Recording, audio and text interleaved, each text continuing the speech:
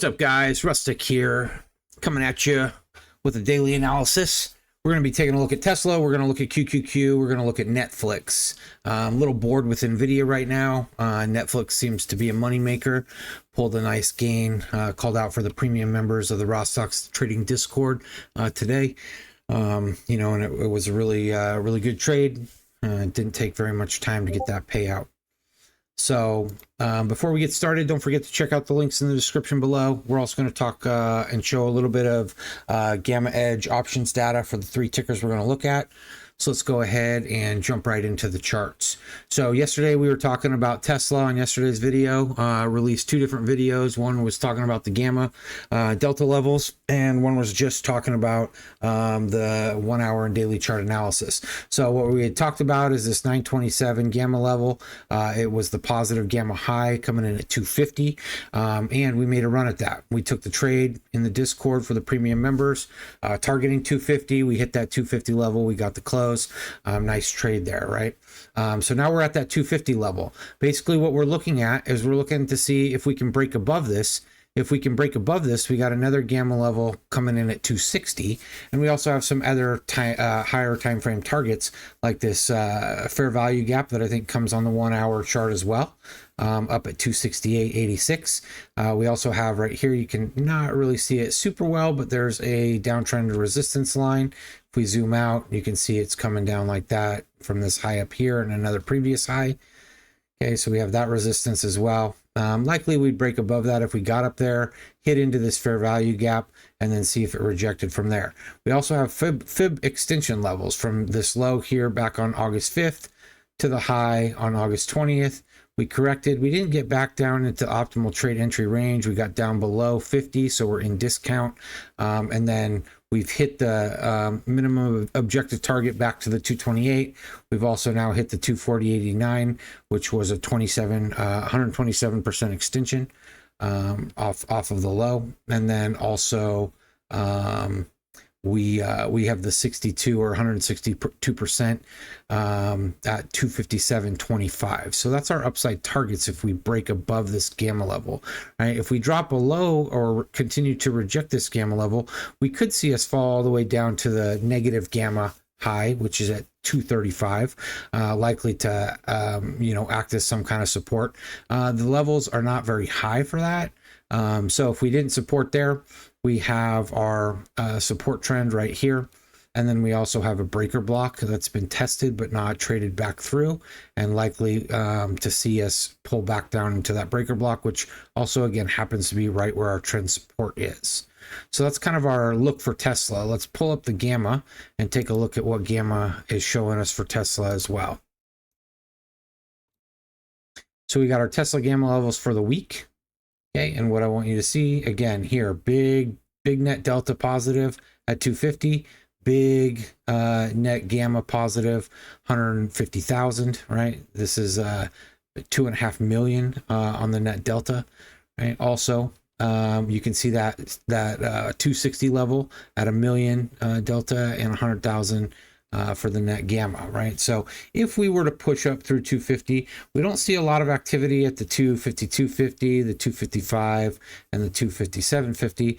There's enough at the 255 that if we pushed up through that, dealers might, be motivated to hedge their positions, buy shares, try to push up to that 250. If we broke up through that 250, we'd be likely to push that 260 and find rejection.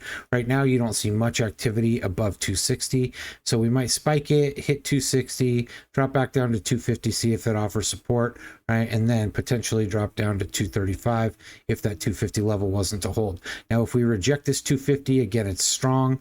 Oftentimes, as we push up to it, we see, dealer and market maker participation. They're hedging until that Gamma curve hits. And then once we cross that at that 250 or over, dealers start closing their positions. They don't have to hedge as heavy.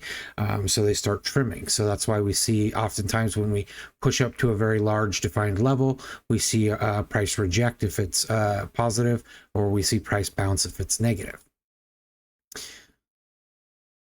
So we'll jump over to QQQ now. On QQQ, we got the 1 hour chart. And the reason I'm showing QQQ is because we have a really interesting end of week read on Gamma, right? Right now, We just saw a lot of consolidation, right? And we know on Mondays it's typically, you know, accumulation of you know, whatever position smart money's trying to take, right? Tuesday we often see manipulation, so whether that's to the upside or to the downside. We did see our negative gamma high move up to 479. So if we did see a manipulation move to the downside before we saw the move up, which is kind of what the options data is indicating, it would look something like this, where we popped up, right, and then we pop back down, maybe test that 479 level, okay, and then I'll show you. But near the end of the week, we have a pretty good argument for a run at 490 as long as those gamma levels hold. So we'll go ahead and check out the QQQ gamma here. And you can see this is the whole week. But if you look at like the next couple days, right now, and obviously this adjusts as the trading day goes on. But right now, we're kind of stuck at this 483, 484, you know, wedged between these two. As far as these gamma levels go, right? So dealers are you know, not motivated to push us higher or lower necessarily, but if we start looking out to like 924, although these numbers aren't huge, we got a 479, right? That's where our 479 gamma negative high comes from. Okay, and then when we go to 96, we see also, you know, there's evidence of, you know, higher negative gamma numbers here, but we also see a 485. And then when we look at the final day of the week, we got this really big 490, right? And all positive delta up here, you know, and with some bigger gamma numbers as well. So end of the week, right? So that's what's leading me to believe that we might see a Tuesday or Wednesday dive down into the high 470s, right? And then rally Thursday, potentially Friday, up towards 490, maybe even higher. We do know that there's some data coming out on Friday as well, so just be on the lookout for that. And the last chart we're going to look at today is Netflix. And Netflix, we're just kind of coiling. I'll show you the gamma here in a minute. We took a Netflix trade down here, somewhere in this, let's see, it was around open sometime. And so we caught a push up, you know, into the 710 area, took the close. And 710 was a gamma level we had been watching. And so we were able to get a nice trade there. And then we just kind of came down and consolidated, right? And so basically what I'd be looking for is I'd be looking for a push up to see if we take these liquidity levels, or if we start dropping, we have these internal liquidity levels, we got our support, and we got our resistance, right? So the internal levels are inside of that triangle. The internal buy side and the external buy side are above that. But we'll take a look at the gamma real quick, just so you can see what that says as well. So this is this week's gamma. You can see it's very strong all the way up to 720, right? We do have our negative gamma coming in at 675, but if you look at the net gex, right, it's really low at only 597, where you got these levels in the thousands, right? And Netflix doesn't really typically have extremely large numbers. If you take a look at some of these, right, the gamma and delta levels are not huge on it, right? Maybe here we got 1115, we got some in the thousands, but if you look at this week, right, pretty good delta numbers and fairly decent gamma numbers as far as size wise goes for Netflix.